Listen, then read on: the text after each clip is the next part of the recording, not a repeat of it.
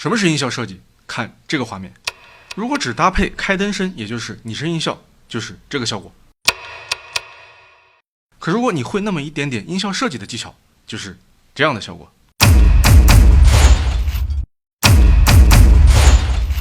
做法也很简单，只是在拟声音效下面叠加了一个加强的打击音效。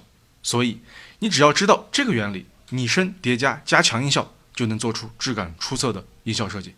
再比如这个例子，主角登场，原片是搭配的上升耳鸣音效，黑场的时候呢，叠加了 hit 打击，冲击力立马就起来了。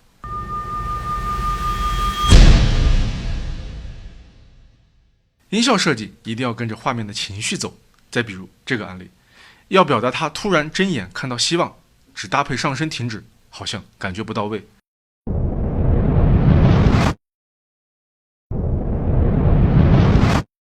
再叠加一个构建希望的上升，是不是感觉就对了？